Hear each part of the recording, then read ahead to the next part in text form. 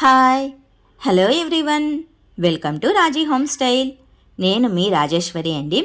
ఈరోజు రాజీ హోమ్స్టైల్లో సింపుల్ ప్రాసెస్లో ఇంట్లో అందరికీ నచ్చే విధంగా మంచి రుచిగా ఉండేలాగా సండే స్పెషల్ ఐటమ్గా బాస్మతి రైస్తో మటన్ బిర్యానీని ఈజీగా ఎలా చేసుకోవాలో ఈరోజు ఈ వీడియోలో చూసేద్దామండి.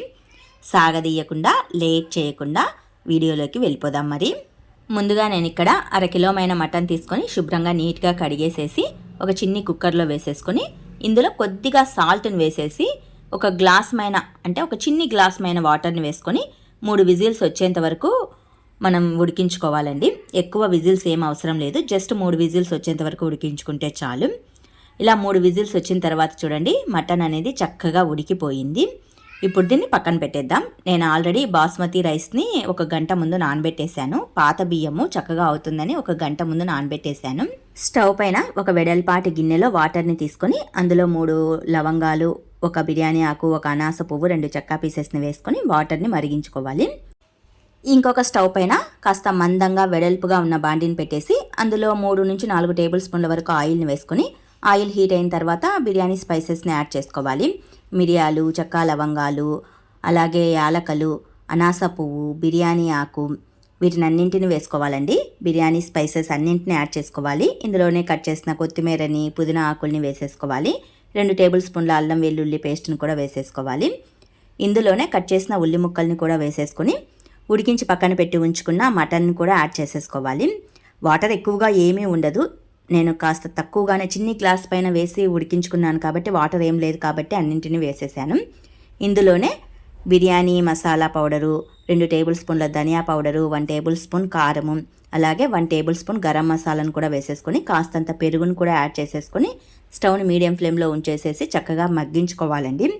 ఆ మసాలా స్పైస్ అనేది ముక్కలకి బాగా పట్టాలన్నమాట. ఇందులోనే కట్ చేసిన 4-5 చిల్లీ పీసెస్ని కూడా వేసేసుకోవాలి.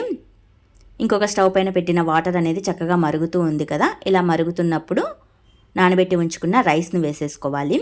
నేను లేయర్ ప్రాసెస్లో బిర్యానీని చేస్తున్నానండి. సో మటన్ ముక్కల పీసెస్ని కొద్దిగా సైడ్ ఆఫ్ పెట్టేసుకుని మరుగుతున్న రైస్ని ఒక లేయర్ లాగా బాండీలో వేసేసుకోవాలి. 70-80% రైస్ ఉడికిన తర్వాత తీసుకోవాలండి, ముందుగానే తీసుకోకూడదు. 70-80% ఉడికిన తర్వాత బొరకల గిన్నెతో కానీ చిల్లుల గెరిటెతో కానీ రైస్ని మాత్రమే తీసుకోవాలి, వాటర్ తీసుకోకూడదు. ఇప్పుడు ఇందులో కాస్తంత ఫుడ్ కలర్ని యాడ్ చేసుకోవచ్చు, అది మీ చాయిస్ అనమాట. ఇందులోనే కాస్తంత కొత్తిమీర, పుదీనా ఆకుల్ని వేసుకొని ఇంకొక లేయర్గా మటన్ స్పైస్ని యాడ్ చేసుకోవాలి. ఇందులోనే ఇంకొక లేయర్గా ఉడుకుతున్న రైస్ని వేసేసుకోవాలి. ఇలా 2 స్టవ్ల పైన లేయర్ ప్రాసెస్లో రైస్ని చేసుకున్నామంటే చాలా బాగుంటుంది, చక్కగా అందరికీ కూడా నచ్చుతుంది, మంచి టేస్టీతో ఉంటుంది. ఇలా లేయర్ వైజ్ మటన్ స్పైస్ రైస్ని వేసుకున్న తర్వాత స్టవ్ని పూర్తిగా లో ఫ్లేమ్లోకి టర్న్ చేసేసుకోవాలి. ఎందుకంటే ఆల్రెడీ రైస్ అనేది 70-80% బాయిల్ అయి ఉంటుంది. అలాగే మటన్ కూడా చక్కగా మనం కుక్కర్లో ఉడికించుకున్నాం కాబట్టి స్టవ్ని పూర్తిగా లో ఫ్లేమ్లోకి టర్న్ చేసేసుకొని జస్ట్ ఒక 5 to 8 మినిట్స్ పాటు రైస్ని మగ్గించుకుంటే చాలండి, ఎక్కువ టైం ఏమీ పట్టదు. ఇంతే సింపుల్ ప్రాసెస్లో మనం మటన్ బిర్యానీని ఇంట్లో అందరికీ నచ్చే విధంగా ఈజీగా చేసుకోవచ్చు. స్టవ్ పై నుంచి దించిన తర్వాత కాస్త గరిటెతో కింద నుంచి పైకి జస్ట్ స్ప్రెడ్డింగ్ లాగా తీసేస్తే సరిపోతుంది. అంతా చెక్కి పీసెస్ లాగా కాకుండా కాస్త అలా పైనుంచి ఒక సైడ్ నుంచి కలియ తిప్పేసుకుంటే ఆ ఫుడ్ కలర్ అనేది మటన్ పీసెస్ అనేవి చక్కగా పడతాయన్నమాట. ఇంతేనండి, చాలా అంటే చాలా బాగుంటుంది. ఇంట్లో ప్రతి ఒక్కరు కూడా నచ్చే విధంగా ఈ ప్రాసెస్లో మటన్ బిర్యానీని ఈజీగా చేసుకోవచ్చు. ఇందులోకి కాంబినేషన్గా నేను మటన్ కర్రీని అలాగే మజ్జిగ పులుసుని పెట్టేశాను. మా ఇంట్లో పిల్లలకి మాకు అయితే కనుక చక్కగా నచ్చిందండి.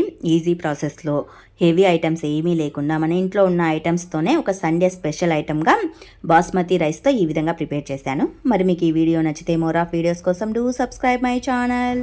Thanks for watching this video.